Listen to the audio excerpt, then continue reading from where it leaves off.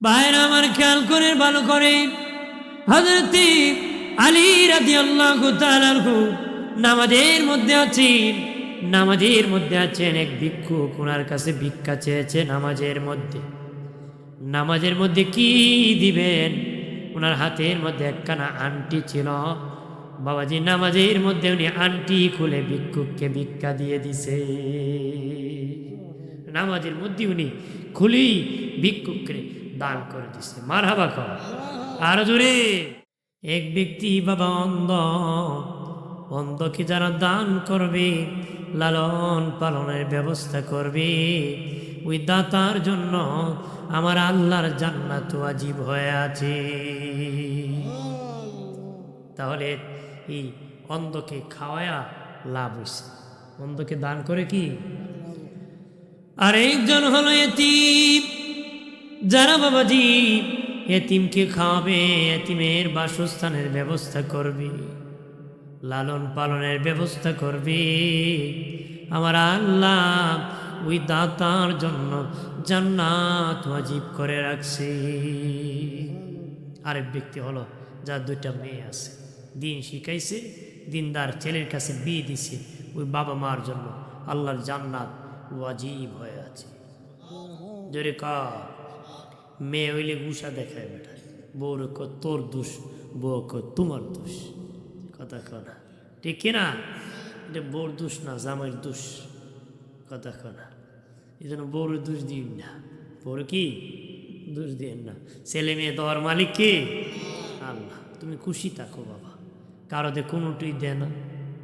একবারে আছে 5 ছেলে, একলায় খাওয়ায় না। একবারে এক মেয়ে আছে, এটা রাজকীয় আলোতে রাখছে, ঠিক কিনা? বহু বাবা আছে, সন্তান অভাব নাই, কিন্তু ঘরে ভাত নাই।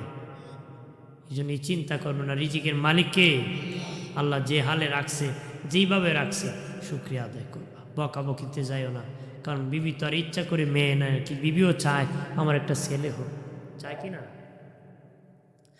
আমার বাড়ির বাবাজি আম্মা জান আয়েশা বলেন, মাশা বলেন, দান করার একটা গাছ আছে, কিপটামেরও একটা গাছ আছে। আম্মা জান আয়েশা বলেন, দান করার গাছের গোড়া জান্নাতে, ডালা হলো দুনিয়ায়। দুনিয়ায় যারা দান করবে, এই ডালায় ধরে আমার আল্লাহর জান্নাতের মেহমান হয়ে যাবে। বাবাজি কিপটামিরও একটা গাছ আছে। মায়েশা বলেন, ওই গাছের গোড়া হলো জাহান্নামে, ডালা দুনিয়ায় যারা কিপটামি করবে, বকিলামি করবে, ওই ডালা দরিয়া জাহান্নামে চলে যাবে। নবীজি বলেছেন, এই আমার উম্মতেরা 10টা উপদেশ নবী দিয়েছেন, এর মধ্যে 2টা হলো, নবী বলেছেন আয় অনুযায়ী ব্যয় করবা, আর আদবের লাঠি দিয়া ফ্যামিলিকে শাসন করবা। কি করবা? আয় অনুযায়ী ব্যয় করবা। তার মানে ইনকাম অনুযায়ী খরচ করতেন, ইনকাম অনুযায়ী কি খরচ করতেন। আমরা তো করে না, জিয়েন কেন করেন না? কই মাল আমার চিরদিন থাকবে এটা মনে করছে, অথচ সে নিজেই থাকবে না। কথা কোন ঠিক কিনা? আছে কিনা? নবীজি বলেছেন, দয়াল নবী বলেন, ওই মাল জমাইবা না রে, যে মাল খেতে পারবা না ওই জায়গায় জমাইবা না, যে জায়গায় খেতে পারবা না ওই জায়গায় জমাইবা, যে জায়গায় গেলে তোমরা খাইতে পারবা। নবী আরো বলেন, ওই জায়গায় বাসা বাড়ি বানাবা না, যে জায়গায় থাকতে পারবা না ওই জায়গায় বাসা বাড়ি বানাইবা, যে জায়গায় থাকবা। বিশাল বিল্ডিং বানাইছ, থাকবা না, কিন্তু কবর সেখানে হাজার হাজার বছর থাকতে। এই জন্য বাবাজি সেখানে বিল্ডিং মজবুত করতে হবে। দুনিয়ার কোটি কোটি টাকা ব্যাংকে জমা রাখছো, 1 পয়সা কাজে আসবে না রে। যদি আখিরাতের ব্যাংকে জমা করো, দুনিয়ায় দান করো, সদকা করো, আমার আল্লাহ তার দ্বারা মুক্তি দান করবে। তার দ্বারা কি করবে? সাহাবায়ে কেরাম কিভাবে দান করতেন বাবাজি? একজন ভিক্ষুক আসিয়া আল্লাহ নবীর কাছে হাত পাচ্ছে, নবী আমাকে ভিক্ষা দেন। কিতাবে এসেছে আমার নবী কোনোদিন কোনো ভিক্ষুককে তাড়ায় দিতেন না, কোনো ভিক্ষুককে নবী তাড়ায় দিতেন না, তাড়ায় কি দিতেন না। আমরা তো ভিক্ষুক দেখলে শরীর জ্বলে, কথা কনা ঘুমতে উঠে যে মহিলা দেখে ভিক্ষুক দরজায় খাড় হয়েছে, আর সময় পাইলা না, উঠি তোর মুখটা দেখলাম, ঠিক কিনা? এটা ভালো লক্ষণ, তোমার বলাটা ভুল কথা, কথা কোন ঠিক কিনা? সাহাবায়ে কেরাম সকালবেলা তাদের কাজ শুরু করতেন, দান করে বাবা, দান করে তারা শুরু করতেন। ঘুম থেকে উঠিয়া কিছু টাকা দান করে তাদের জীবনের কাজ শুরু করতেন। আপনি খুশি হবেন যে ভিক্ষুক উপস্থিত হয়েছে, 10টা টাকা দিয়ে বলবেন, আল্লাহ আমার মনে কোনো বিপদ ছিল, আল্লাহ তারে দান করার বিনিময়ে আমার রক্ষা করে। না হয়ে কয় এর মুখটা দিকে গেছি, আজকে মনে বালা কাম হইতো না, কি হইতো না, কাজ মনে হয় ভালো হতো না। এটা তকদিরের উপর বিশ্বাস হলো না, এটা এমন হবে না। ভাইরা আমার খেয়াল করে ভালো করে, হযরত আলী রাদিয়াল্লাহু তাআলা নামাজের মধ্যে আছেন, এক ভিক্ষুক ওনার কাছে ভিক্ষা চেয়েছে। নামাজের মধ্যে কি দিবেন? ওনার হাতের মধ্যে একখানা আংটি ছিল। বাবাজি নামাজের মধ্যে উনি আংটি খুলে ভিক্ষুককে ভিক্ষা দিয়ে দিছে। নামাজের মধ্যে উনি খুলি ভিক্ষুককে দান করে দিছে। মারহাবা কর আর জোরে। এইভাবে নবীজি দান করছি। ভিক্ষুক এসে বলে, নবীজি, ও মায়ার নবী, আমাকে ভিক্ষা দেন। নবী দেখেন পকেট খালি, কোনো পয়সা নাই। বলেন যা, সামনে যে দেখে একটা লোক বসে আছে, তাকে বলি আমি রাসূলুল্লাহ বলেছি তোমাকে ভিক্ষা দেওয়ার জন্য। ভিক্ষুক যায় দেখে ওই লোকটা বসে বসে নিজের জুতা নিজে সেলাই করতেছে। মনে মনে কয়, লোকটা নিজের জুতা নিজে সেলাই করে কি আর দান করব। ঘুরে নবীর কাছে আবার চলে আসছে, আসি আবার হাত পাচ্ছি। নবী বলেন যাও যাও, তারে বলো আমি রাসূলুল্লাহ বলেছি তোমাকে ভিক্ষা দেওয়ার জন্য। সে আবার চলে গেছে উসমান গনি জিন্নুরাইন রাদিয়াল্লাহু তাআলা আনহুর কাছে। যায় দেখি উনি আবারও জুতা সেলাই করতেছে। তখন বাবা আবার ঘুরে চলে আসছে। নবী বলেন যাও যাও, তারা বলিও আমি রাসূলুল্লাহ বলেছি ভিক্ষা দেওয়ার জন্য। সুবহানাল্লাহ, আর জোরে ক সুবহানাল্লাহ কইলে কি কষ্ট হয়? কন্যা সুবহানাল্লাহ। যারাই আছি আলহামদুলিল্লাহ কর। ওয়াজ হেদায়েত যারা আছে একজনকেও দাওয়াত দেওয়ার কাজ, একজনকেও কি বলুন বাবাজি আপনি এই পথে চলেন, এটা খারাপ চলেন না। আপনারা যারা আসছেন হিসাবের মানুষ আছেন আলহামদুলিল্লাহ কর। জোরে কর, বেশি কষ্ট দিব না, আর কিছুক্ষণ বলি মোনাজাত কর। ভাইরা আমার খেয়াল করে ভালো করে, তৃতীয়বার সে যায়া বলে দাঁড়াইছে যখন, উসমান গনি বলেন ভিক্ষুক কেন গো বারবার আসতেছ? সে বলে আপনার নবী আমার কাছে আপনার কাছে পাঠাইছে ভিক্ষা দেওয়ার জন্য। নবী বলেন দাঁড়াও, সিরিয়ার থেকে ব্যবসা হয়ে আমার 70টা উট আসতেছে, তুমি যেটা খুশি সেটা তুমি নিয়ে যাবারে। ঠিকই বাবা, অপেক্ষা করতে করতে 70টা উট এসেছে, বুঝাই করা মাল। তখন বলে কোনটা নিব? উসমান গনি বলেন তোমার যেটা খুশি সেটা তুমি নিয়ে যাও। সে বাবা মনে মনে বলি যেটা খুশি সেটা নিয়ে যাব, তাহলে সবচেয়ে বড় যেটা সেটা নিয়ে যাব। বাবাজি সবচেয়ে সামনেরটা বড় নেতা উট, সে কে করছে বাবা? সবের সামনের উটটা রশিতে ধরে ফেলেছে। উসমান গনি বলেন যাও ওই উট নিয়ে চলে যাও। সুবহানাল্লাহ বলেন। আপনি যদি খুঁজেন একটা গ্যাস নিয়ে যা, একটা গ্যাস তুই বড়টার ধরতে করলেন বেটা, তোর খুঁজলাম এলি তুই আমার খোলজা তার দিলে কথা হয় না, হইব না রে কিন্তু মানের বাবাজি যখন এই ভিক্ষুক বড় উটের মধ্যে ধরেছে, উটের স্বভাব আবার বাবার সামনের উট যেদিকে যায় বাকি সবগুলা একদিকে যায়। বড় উট নিয়ে যখন চলে যায়, বাকি 69টা ওইটার পিছনে পিছনে যাওয়া শুরু করছে। ভিক্ষুক ডাকি, ও উসমান গনি ভাই, আপনার 69টা উট আটকায় দেন, আটকান, আমারটা নিয়ে যেতেছি। উসমান গনি বলেন, বাকি 69টা যেহেতু তোমার সাথে যাওয়া শুরু করছে, প্রথম আমি একটা দান করেছি, এটার পিছনে যাওয়া শুরু করছে, 69টা যাও, বাকি 69টা তোমাকে দান করে দিছি। 70টা নিয়ে নিয়েছে। সাহাবায়ে কেরাম এইভাবে দান করতেন। আল্লাহ নবী তাবুকের যুদ্ধে নবী বললেন, রে বাবা সাহাবীরা কার কি আছি, তাড়াতাড়ি দান করো রে, তাবুকের যুদ্ধে তাড়াতাড়ি দান করো। সাহাবায়ে কেরাম দান করতেছে, এক একজন এক একভাবে করেছে। কেউ বাড়ির অর্ধেক মাল এনেছে, কেউ 3 ভাগের 1 ভাগ এনেছে। বাবাজি এক জায়গার মধ্যে স্তূপ করেছে। নাল যখন আনা শেষ হয়ে গেছে, নবী বলেন, কে কতটুকু দিয়েছ একটু হিসাব দিয়ে দাও। কে কত দিছ খো একটু। তাবুকের যুদ্ধে তখন একজন বলতেছে, আমি অর্ধেক রাখছি, অর্ধেক আনছি। আর বলতেছে 3 বাটের 1 বাট আনছি, 2 বাট রাখছি, 4 বাটের 1 বাট আনছি, 3 বাট রাখছি, এভাবে বলতেছে। দয়াল নবী বললেন, রে আবু বকর, তুমি কি এনেছো, তুমি কি এনেছো? বলে, নবীজি, আমার নবী, আমার ঘরে সব এনেছি, দামি 2টা সম্পদ আমি রাখছি, সবচেয়ে বড় দামি 2টা সম্পদ ঘরে রেখেছি, আর রেখে আমি বাকি সব আনছি।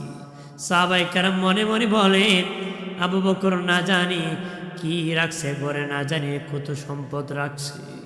বলতেছে, নবীজি, আমি 2টা ভালো বড় সম্পদ রেখেছি, বাকি সব আনছি।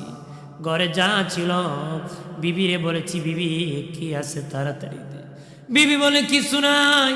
ডেকে বললাম, বিবি রে, এমন সুযোগ জীবনে পাবো না। নবীজি বলেছেন দেওয়ার জন্য। নবী নিজেই ভাবে বলেন না যে আমাকে তোমরা যুদ্ধের জন্য দান করো। নবী আজকে বলেছে,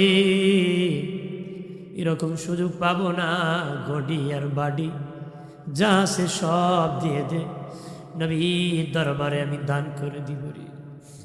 বিবিও বাবা বলে, স্বামী, আমার পরে নতুন শাড়ি আছে, ঘরে একটা পুরান জামা আছে, আমি পুরানটা পরতেছি, নতুন শাড়ি কেন আমি দান করে দিছি। আর জোরে ক, স্বামী রে, রে স্বামী, আমার গায়ে নতুন জামা আমি দান করে দিতেছি, পুরানটা পরবো। নবী যে বলেছেন এমন সুযোগ পাবো না।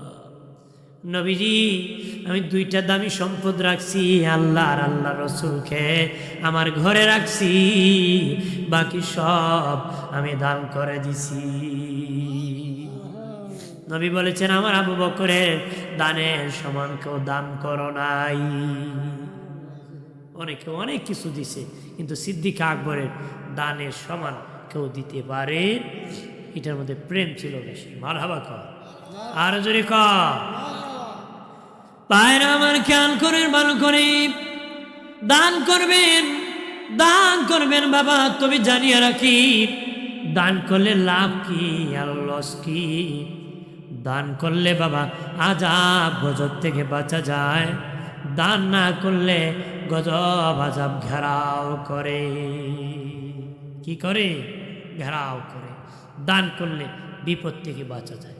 দান করলে কি, আমরা অনেকে বিপদে পড়লে দেখবেন ওই যে মুরগি জবাই করে দিয়ে দে, সৎকা করে, ছাগল দে, গরু দে, দে কি না? যারা দেন জবাই করে দিবে। কি করে দিবে? জবাই করে। আস্তে আস্তে দিবেন না, জিন্দা না, জবাই করে। জানের বদলা জান, উটার জান যাইতু না, এটা জান কি যেন চলে যায়। এই জন্য মুরগি দিন, ছাগল দেন, গরু দেন, জবাই করে দিবেন। এতিম মিসকিনকে দিয়ে দেন, তাহলে জীবন দিয়া জীবন রক্ষা পাওয়া যায়। নদীর ওই পার যখন ভাঙ্গে আরেক পার ঘরে, একটার জীবন গেলে আরেকটার জীবন মজবুত হয়। কন্যা সুবহানাল্লাহ, আর জোরে। বাইরে আমার খেয়াল করেন, ভালো করে দান করবেন, দান করবেন বাবা, মসজিদে দিবেন, মাদ্রাসায় দিবেন, মাহফিলে দিবেন, গরিব মানুষকে দিবেন, তবে হারাম কাজে দিবেন না, গান বাজনায় দিবেন না, পালা গানে দিবেন না, যাত্রা গানে দিবেন না বাবাজি, মদ খাওয়াতে দিবেন না, জুয়া খেলাতে দিবেন না, বাবা খাওয়ায় দিবেন না, ইয়াবা খাওয়ায় দিবেন না, বিড়ি খাওয়ায় দিবেন না, হারাম পথে টাকা খরচ করবেন না, হালাল পথে টাকা খরচ করবেন। হাসরের মাঠে মালের সম্পর্কে দুইবার আল্লাহ জিজ্ঞেস করবেন। একবার বলবেন মাল দিয়ে ইনকাম করছো, হালাল পথে না হারাম পথে হিসাব দাও। আরেকবার বলবে খরচ দিয়ে করছো, হারাম পথে না হালাল পথে হিসাব দাও। তার মানে মালের ব্যাপারে দুইবার জিজ্ঞেস করবে। দুনিয়া বড় খারাপ রে, দুনিয়া বড় খারাপ রে, দুনিয়াটা মরা লাশ, যারা খায় তারা কুকুরের মতন। নবী বলেছেন তারা কুকুরের মতন, শিকালো গরু খায়, শুকনো খায়। কিন্তু নবী কুকুরের কথা কেন বলেছেন? শুকুন যখন খায় জাত ভাই নিয়ে খায় বাবাজি, শিকাল যখন খায় কয়েকটা একসাথে খায়, কিন্তু কুকুর যখন খায় একাই খেতে চায়, নিজের আদুন বাচ্চাটাকেও তাড়ায় দেয়, নিজের বাচ্চাটাকেও তাড়ায় দেয়, ভো ভো করে দিতে চায় না। এই দুনিয়াদার কুকুরের মতন এরা খাইতে চায় একা, পাশের কেউ জমি দেখতে চায় না, সব নিজে রাখতে চায়। কথা কয় না? দুর্বল হলে খালি উষ্টায়, দুর্বল হলে কি উষ্টা মারে যে হে যেন আমার কাছে বিচ্ছা জাগা, বিচ্ছা কি জাগা। এটা দুজুকে যাওয়ার কারণ, দুজুকে যাওয়ার কি বাইরে আমার খেয়াল করে ভালো করে। যারা মসজিদ বানাবি, মসজিদের কাজে সহযোগিতা করবি, হাসরের মাঠে আমার আল্লাহ জান্নাত যখন দিবি, তখন জান্নাতে তার জন্য আলাদাভাবে ঘর বানায়া দিবি। ধরে ক বাবাজি, বিয়া বাড়িতে দেখবেন বিশাল বড় প্যান্ডেল, কোনার মধ্যে লাল বালি দেওয়া।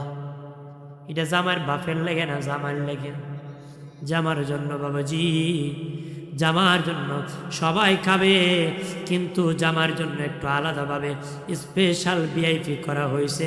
যারা মসজিদ বানাবে, মসজিদের কাজে সহযোগিতা করবে, তাদেরকে আমার আল্লাহ আলাদা স্পেশাল করে জান্নাতে এরকম ভিআইপি করে ঘর আমার আল্লাহ বানায় দিবি। আরো জোরে কর।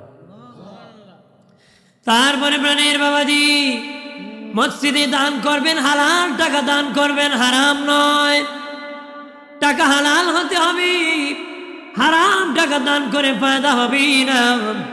মসজিদে দিবেন না বাবা, মসজিদে দিবেন না রে বাবাজি।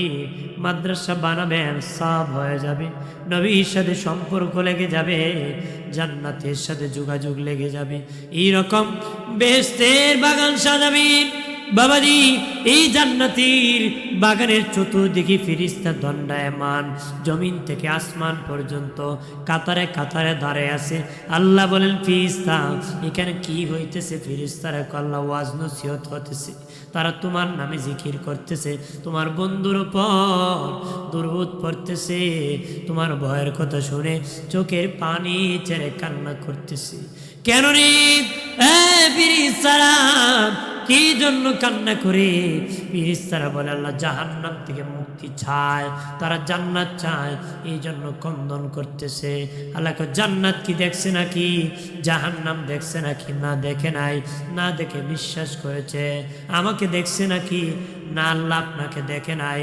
আল্লাহ আমারও দেখে নাই, জান্নাতও দেখে নাই, জাহান্নামও দেখে নাই, না দেখিয়া এত বড় বিশ্বাস করেছে, আমি আল্লাহ তাদেরকে ক্ষমা করে দিছি। তারা বিশ্বাস করেছে। এদের বিশ্বাসের দাম কম না বেশি? বিশ্বাসের দাম কোটি টাকার চেয়েও বেশি। বিশ্বাসের দাম কি?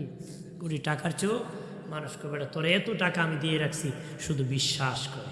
কথা কোন ঠিক কিনা? যদি বিশ্বাস না থাকতো তাহলে কোটি টাকার সম্পদ তার হাতে মানুষ দিত। ধোঁকাবাজ আছে কিনা বাবা? দিয়ে খেয়াল করেন, ভালো করি, ধোঁকাবাজ আছে। আমানতের খেয়ানত করি, আমানতের খেয়ানত করি বাবাজি। এটা আমানতের খেয়ানত করা, মুনাফিকের স্বভাব, ওয়াদা করলে খেলাপ করা মুনাফিকের স্বভাব, কথা বললে মিথ্যা বলা মুনাফিকের স্বভাব। ইমাম মুসলিম 2টা বারায় কয়, যদিও নামাজ পড়ে রোজা রাখে, এই 3 স্বভাব পর থাকলে তারপরও মুনাফিক। তারপরও কি মুনাফিক।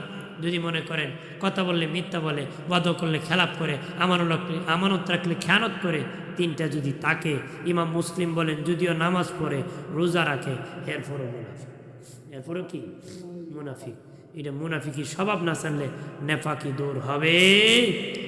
সে পরে আল্লাহুম্মা সাল্লি আলা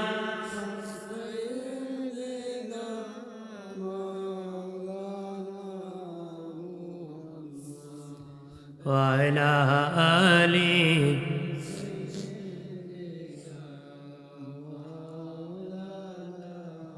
কাছে থাকি দূরে থাকি উম্মত কিন্তু আপনার শাফাআতের আশা রাখি কঠিন কাল হাসরের মাঠ আল্লাহুম্মা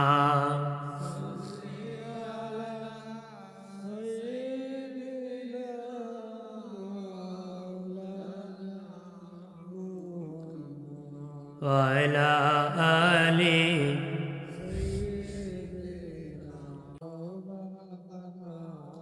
আমার প্রাণের বাবা দিনারি খেয়াল করেন ভালো করে। এই জন্য বাবা ভিক্ষুককে দিবেন, বাবাজি এতিমকে দিবেন, মিসকিনকে দিবেন, এতিমের মাল খাবেন না, এতিমের মাল লুণ্ঠন করবেন না। যত বড় লোক হলো এতিম মারিয়া, ঠিক কিনা বলে? বহু বড় লোক হয়েছে এতিমরে মাইরা খায়া, এতিমরে মাইরা কি খায়া। এক বেটা কইতেছে আমরা মেম্বারে 2 লেপটিন খাইলিস। আরে বাবা লেপটিন কেমনে খায় বেটা? লেপটিন তো খাওয়া যায় নাকি? হ্যাঁ, কেমনে খাইছে? কয় গরিব 2 ব্যক্তিরে সরকার টয়লেট লেপটিন দিছি, বেটা না দিয়া টাকা খাইলিস।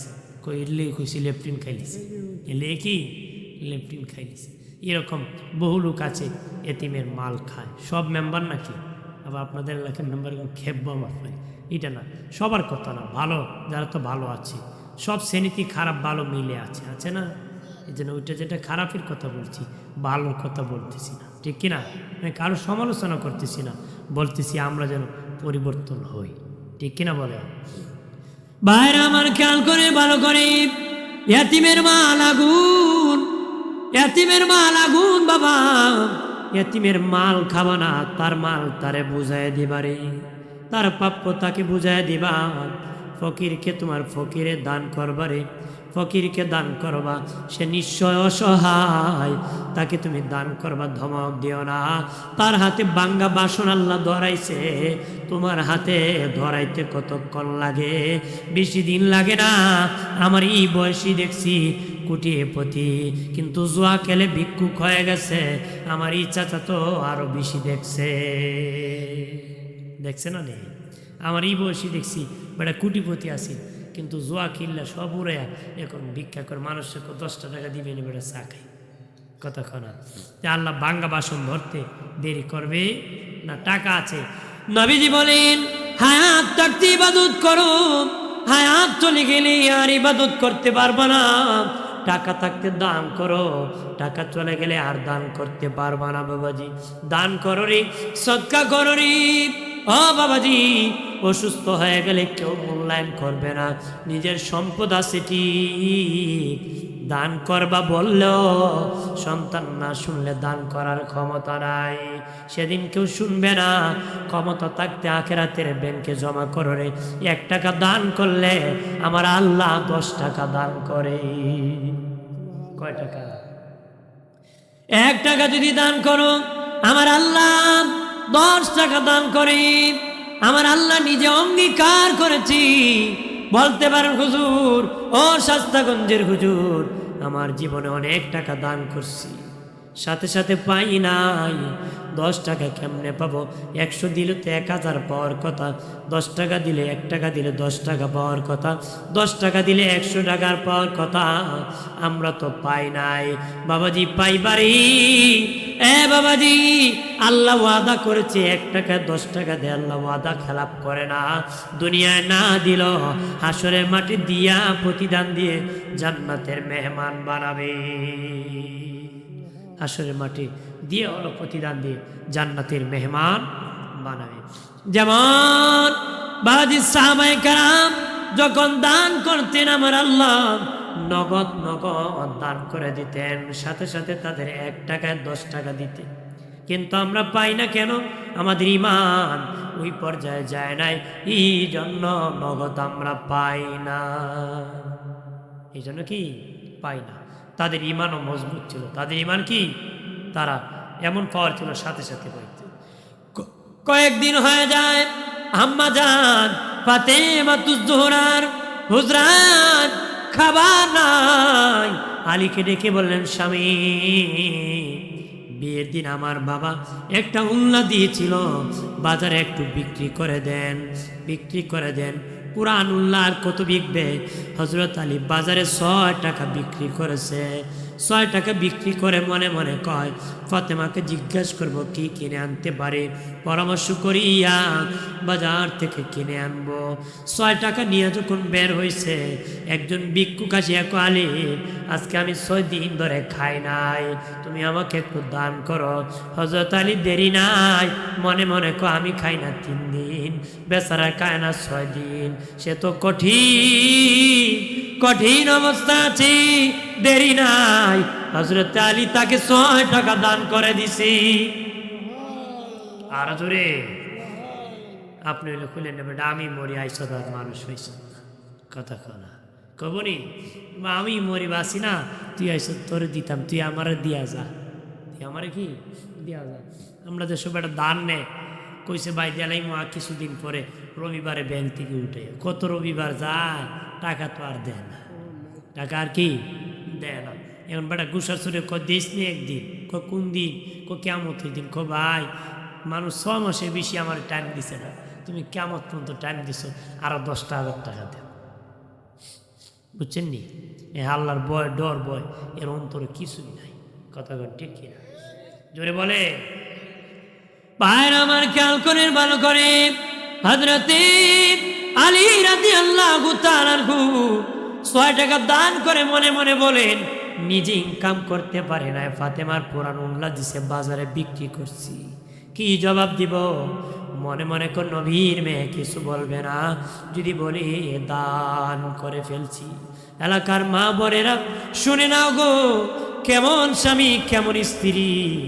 আর তুমি তো তোমার স্বামীর ধমক মারো, কেমনে খাওয়াইবে আমি জানবো, কেমনে চুরি করে খাওয়াইবে না ইনকাম করে খাওয়াইবে আমার জানা নাই, ঠিক কিনা? কেমনে খাওয়াইবা আমি কি জানি। কিন্তু উনি নিজে ইনকাম করতে পারেন নাই, ওনার পুরান উল্লা বিক্রি করে নিছেন। মনে মনে দান করে কয়, ফাতেমা নবীর মেয়ে, এখানে কোনো সমস্যা হবে? আমি আলীর বিবি, নবীর মেয়ে, এখানে জটিলতা হবে? ভাইরা আমার খেয়াল করেন ভালো করে, একটু সামনে গেলেন, এক ব্যক্তি বলতেছে, আলী উঠ কিনবানি উঠ। আলী কয়, আর মানুষ পাও নাই, আমি তো এমটি পকেট, খালি পকেট, কেমনে কিনবো? ওরে আলী, আমি বাকিতে উঠ বিক্রি করি, তুমি কিনবানি? আলী কয়, না না, বাকি তো কিনবো না, কারণ বাকি যদি কিনি একটা ডেট নির্ধারণ করে আমাকে নিতে হবে, ওই ডেট অনুযায়ী যদি আমি না দিতে পারি তাহলে ওয়াদা খেলাপ হবে, আমি নিতে পারি না। তখন ওই লোক ডেকে বলে, আলী ডেট নির্ধারণ করা লাগবে না, একটা দাম ধইরা বাকিতে তুমি নিয়ে যাও, যেদিন তোমার খুশি সেদিন তুমি পরিশোধ করবা। হযরত আলী বলেন, কত বড় দাম ধরব? 60 টাকা দাম ধরে নিয়ে যাও। হযরত আলী দেখেন এটা অনেক দামি একটা উট, অনেক দামি উট, 60 টাকা দিয়ে যায়, ঠিক আছে বাকি দরিয়া 60 টাকা দেওয়া ধরিয়া নিয়ে গেছেন। আর একটু সামনে যাইয়া আর একটা লোক আলী উট বিক্রি করবানি। আলীকে করব, দাম কত? উনি বলেন তুমি একটা দাম ধরে নিয়ে যাও। বলো দাম কত? আলী রে 120 টাকা যদি বিক্রি করো রে আমার কাছে বিক্রি করবানি। হযরত আলী দেখি 60 টাকা তার পাওনা দিয়ে দিতে পারবো, আমার কাছে 60 টাকা থাকবে, তাহলে তো আমার লাভ হইতেছে। সাথে সাথে 120 টাকা বিক্রি করে যিনি 60 টাকা পাবে তাকে দিয়া বাকি 60 টাকা নিয়ে ফাতেমার দরবারে হাজির হয়ে গেছে। ফাতেমাকে ডেকে বলেন, ফাতেমা রে, ফাতেমা এই দেখুন 60 টাকা।